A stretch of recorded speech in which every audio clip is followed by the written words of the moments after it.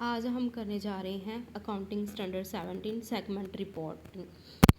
इसका ऑब्जेक्टिव क्या है? अकाउंटिंग स्टैंडर्ड 17 का मेन ऑब्जेक्टिव यही है कि किसी कंपनी के अलग अलग जो भी व्यवसायिक क्षेत्र होते हैं या फिर भौगोलिक एरिया होते हैं, उनकी जानकारी अलग अलग रूप में प्रदान की जाए, ताकि जो भी इन्वेस्टर्स हैं या फिर जो भी यूजर्स हैं उनको बेहतर डिसीजन लेने में हेल्प हो सके। अगर किसी बिजनेस में क्या आएगा? सर्विसेज आएगी, जो भी बिज़नेस की एक्टिविटीज़ हैं वो आएगी।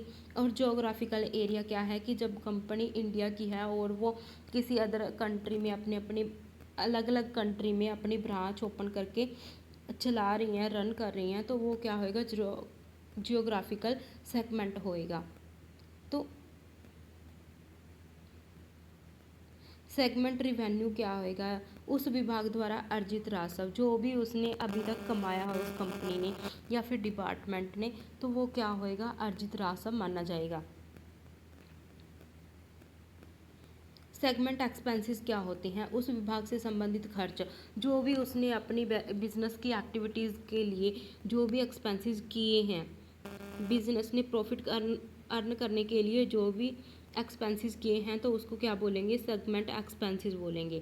और सेगमेंट रिजल्ट क्या होता है? जब हम रिवेन्यू में से एक्सपेंसेस लेस करते हैं तो वो उसको आउटपुट मिलता है, तो वो क्या होएगा? सेगमेंट रिजल्ट होएगा। सेगमेंट एसेट्स और सेगमेंट लायबिलिटीज़ क्या होती हैं? किसी भी विभाग की, डिपार्टमेंट की, उसकी खुद की परिसंपत्तियाँ, जो भी एसेट्स हैं, टोटल एसेट्स और टोटल लायबिलिटीज़ होती हैं, तो वो क्या आएगी? सेगमेंट एसेट्स और लायबिलिटीज़ मानी जाएगी। इसमें ये क्या है कि रिपोर्टेबल सेगमेंट क्या होता है और कौन कौन से होते हैं। और कोई भी सेगमेंट है पोर्टेबल यही माना जाएगा अगर वो 3 कंडीशन क्या है? फुलफिल करता हो। एक तो revenue test, result test, assets test. इसको याद करना बहुत ईजी है, क्योंकि इन सभी में टोटल 10% होना बहुत ज़रूरी है, इसीलिए ये रिपोर्टेबल माना जाएगा, अदरवाइज नहीं। जैसे कि रिवेन्यू टेस्ट है, टोटल सेगमेंट रिवेन्यू क्या है? 10% होना चाहिए। अगर टोटल टेस्ट है, रिजल्ट टेस्ट है, रिजल्ट क्या होएगा? हमारा प्रॉफिट होएगा या फिर लॉस होएगा, तो हमारा प्रॉफिट एंड लॉस का 10% रिपोर्टेबल माना जाएगा। अगर एसेट्स टेस्ट है तो सेगमेंट एसेट्स, जो जितनी भी बिजनेस की टोटल एसेट्स है उसका 10% क्या माना जाएगा? रिपोर्टेबल सेगमेंट माना जाएगा। नोट: यदि पोर्टेबल सेगमेंट मिलाकर टोटल रिवेन्यू का 75% कवर नहीं करते हैं, अन्य सेगमेंट को भी शामिल किया जाएगा। अगर वो 10% निकालने के बाद जो बीच में बचता है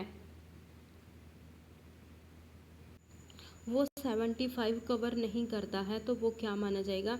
तो उसके लिए क्या किया जाएगा? जो अदर सेगमेंट्स हैं, जैसे कि रिजल्ट टेस्ट हो गया, एसिड टेस्ट हो गई, तो इनको क्या है? ऐड कर सकते हैं। और ऐड करने के बाद क्या है? 75% कवर करना ज़रूरी है। फोर्थ पॉइंट क्या है? रिपोर्टिंग कैसे की जाती है?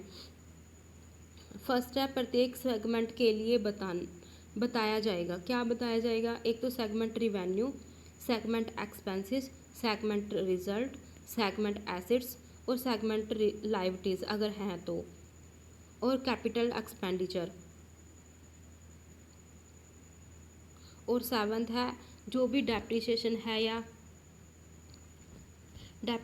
है तो वो भी इसके अंदर क्या किया जाएगा?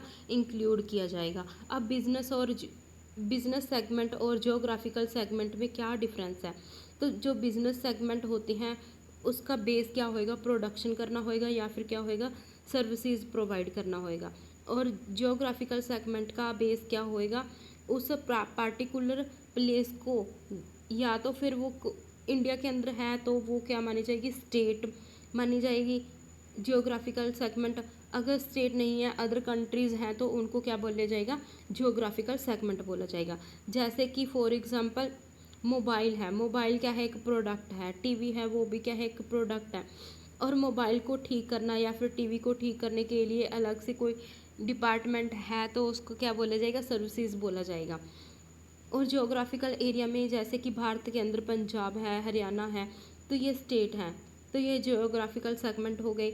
या फिर हम भारत से बाहर की बात करें तो यूएसए, यूरोप हो गया, तो ये माने जाएंगे। इनका डिवीज़न कैसे होता है? बिजनेस सेगमेंट में क्या है, एक इंडस्ट्रियली बेस डिवीज़न होता है, और जियोग्राफिकल सेगमेंट के अंदर क्या है, एक जियोग्राफी के बेस पे, एक एरिया के बेस पे क्या है, डिवीज़न होता है। इसके अंदर क्या क्या डिस्क्लोज किया जाता है, कंपनी को ये बताना होता है कि सेगमेंट को कैसे पहचानें। और सेकंड क्या है कि प्राइमरी और सेकेंडरी जो एसेट्स सेगमेंट है वो कौन कौन सी हैं। और नंबर थर्ड ये है कि आपस में जो ट्रांसफ़र होने वाले रिवेन्यू हैं और जो एक्सपेंसेस हैं उनको कैसे काउंट किया जाए।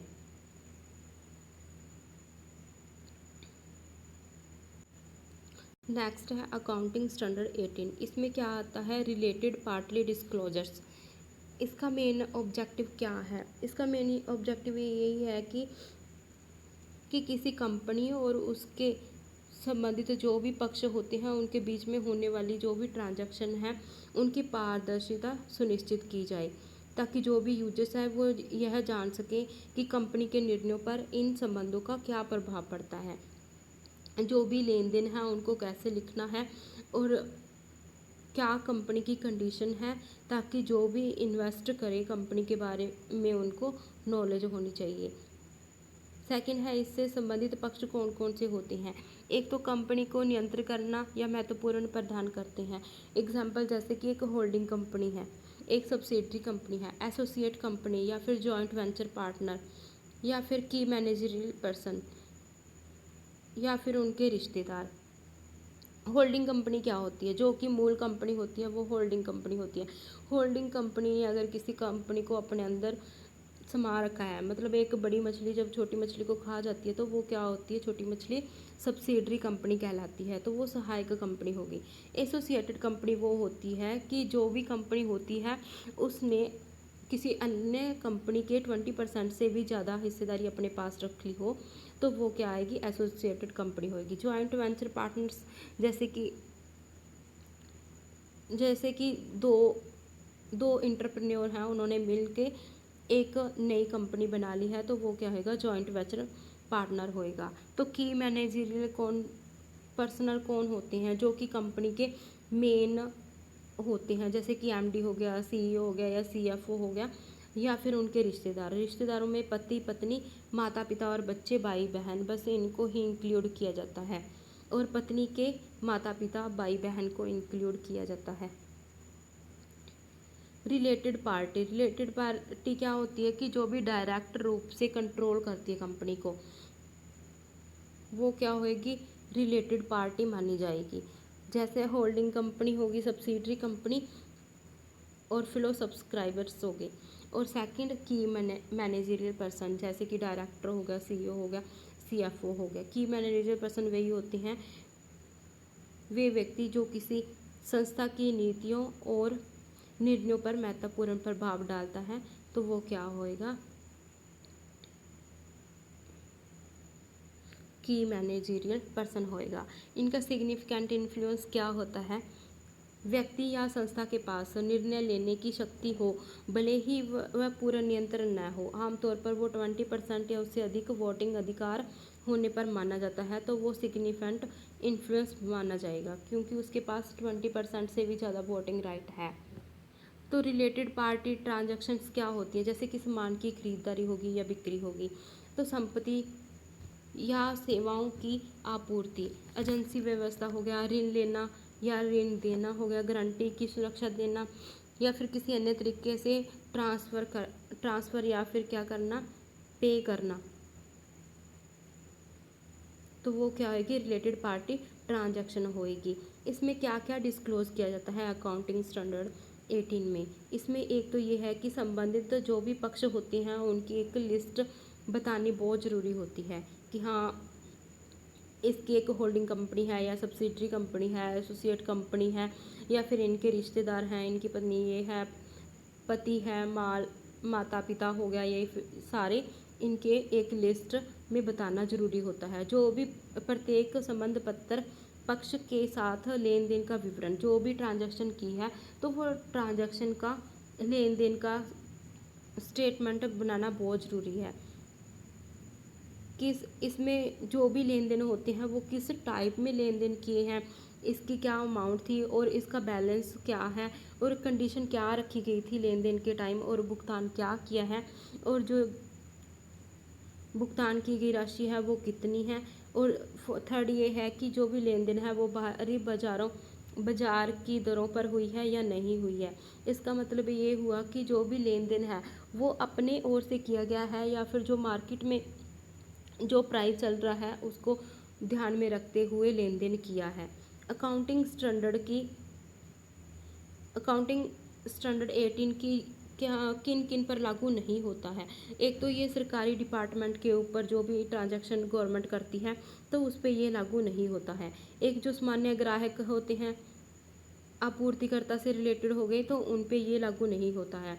कर अधिनियम के अंतर्गत संबंध पक्ष की परिभाषा से ये भिन्न है। तो ये क्या है कि जो भी टैक्स एक्ट है उसके अंडर ये नहीं आता है। तो आज हमारा अकाउंटिंग स्टैंडर्ड 17 और 18 यहीं पे कंप्लीट होता है।